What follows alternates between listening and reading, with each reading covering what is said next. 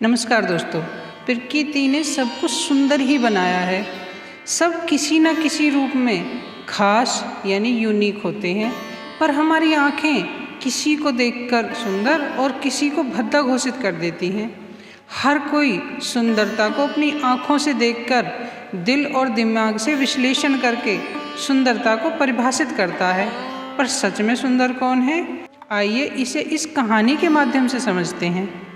दोस्तों, चंपावती नगरी का राज्य सूर्यवर्मन अपने राज्य की अच्छी तरीके से देखभाल करता और अपनी प्रजा के दुख सुख का पूरा ध्यान रखता था।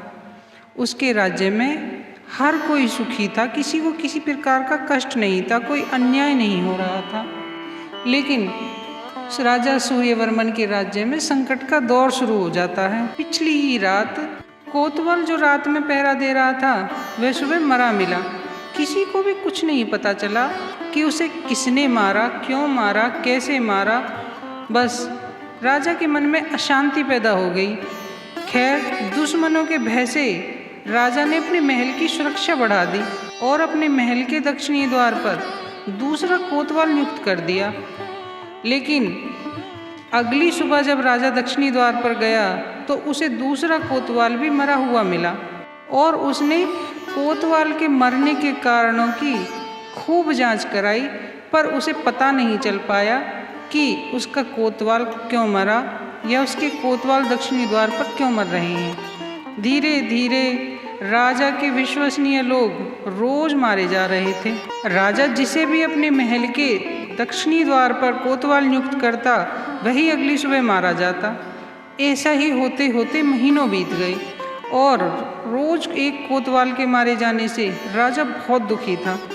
धीरे धीरे राजा के सारे विश्वसनीय लोग मारे जा रहे थे। उनके रोते बिलखते परिवार को देखकर राजा सूर्यवर्मन का मन भर आया। वह बड़ा असहाय महसूस कर रहा था, क्योंकि उसे पता नहीं चल पा रहा था कि उसके कोतवाल आखिर क्यों मारे जा रहे हैं, उन्हें कौन मार रहा है। एक दिन उसने सोचा, मेरा मित्र रुद्र एक तपस्वी है और उसने अपनी कठोर तप साधना से अनेकों सिद्धियां भी प्राप्त कर रखी हैं। मुझे उससे सहायता मांगनी चाहिए। हो सकता है रुद्र इन रोज होने वाली मौतों का कारण पता कर सके।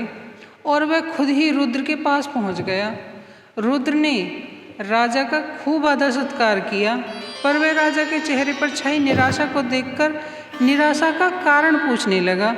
तब राजा रुद्र से कहने लगे, पिछले कुछ दिनों से मेरे महल के दक्षिणी द्वार पर लगातार कोतवाल मर रहे हैं। मेरे इतने प्रयासों के बाद भी मुझे पता नहीं चल पा रहा है कि ये कोतवाल क्यों मर रहे हैं, कैसे मर रहे हैं, इन्हें कौन मार रहा है।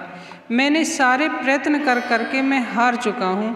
बड़ी उम्मीद के साथ तुम्हारे पास आया हूँ, इसमें मेरी मदद करो। तुम तो एक तपस्वी हो, तुम तो इन होने वाली घटनाओं का कारण मुझे बता ही सकते हो।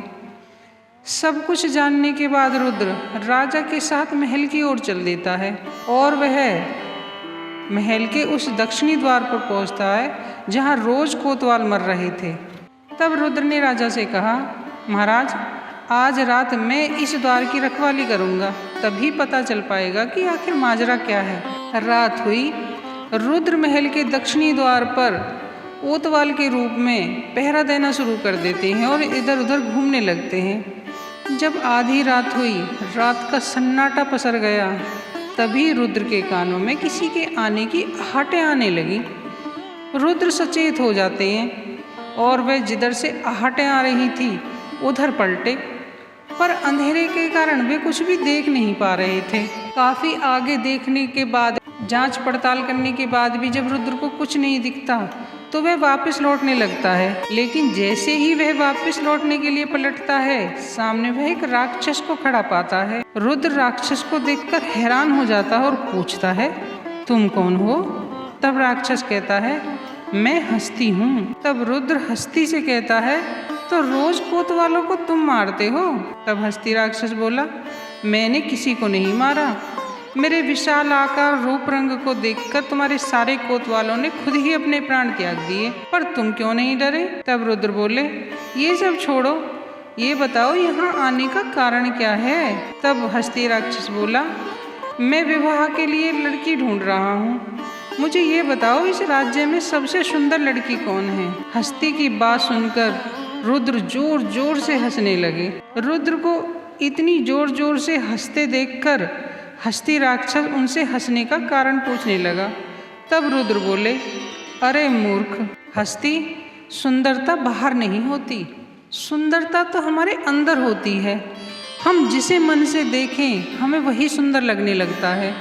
अगर हम किसी के गुणों को देखें तो हमें उसके गुणों से वह व्यक्ति सुंदर लगने लगता है। अगर हमारी आंखें उसके रूप को देखें तो हमें उसके रूप की वजह से वह सुंदर लगने लगता है। किसी को हम प्रेम से देखें तो हमें प्रेम से सुंदर लगने लगता है। कोई हमारी सहायता कर दे तो हमें वो मित्रता के रूप में सुंदर लगने लगता है।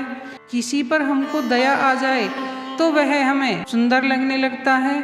तो सुंदरता के मायने अलग अलग होते हैं। सुंदर वही होता है जो हमारे मन को सुंदर लगे। रुद्र के इस जवाब से हस्ती संतुष्ट हो जाता है और वह रुद्र से बहुत खुश होता है और वह रुद्र से कहने लगता है, तुमने आज मेरी जिज्ञासा शांत कर दी।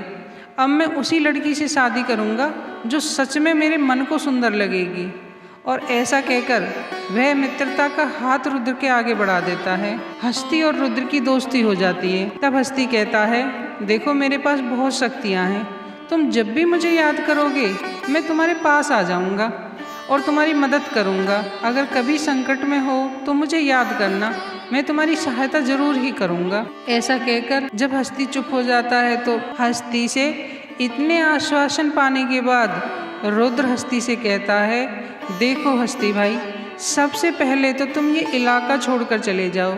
तुम्हारी वजह से बेवजह राजा इतना परेशान हो रहा है, बेवजह इतने कोतवाल मारे गए हैं, बेवजह उनका परिवार इतना दुखों से गुजर रहा है।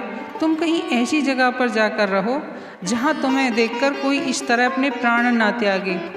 ऐसा सुनकर हस्ती वहाँ से चला जाता है और एक गुप्त स्थान में जाकर रहने लगता है। लेकिन हाँ, जब भी उसे रुद्र की याद आती है या रुद्र को उसकी सहायता की आवश्यकता होती है, हस्ती रुद्र के पास उपस्थित हो जाता है। तो दोस्तों, इस कहानी से हमें यही सीख मिलती है कि प्रकृति ने तो सब कुछ सुंदर ही बनाया है, लेकिन हमारी आंखें क्या देखती हैं निर्भर इस बात पर करता है कि हम किसको सुंदर देखते हैं और किसी को भद्दा देखते हैं। तो अगली बार सुंदरता के पैमाने खुद से गढ़ें और देखें किसमें क्या सुंदर है, किसी में भद्दापन नहीं, उसकी सुंदरता देखने की कोशिश करें। दोस्तों, यदि कहानी आपको पसंद आई हो तो इसे अपने दोस्तों के साथ शेयर करें। ऐसी ही ज्ञानवर्धक और प्रेरणादायक कहानियाँ सुनने के लिए हमारे चैनल को सब्सक्राइब करें। जय हिंद, जय भारत।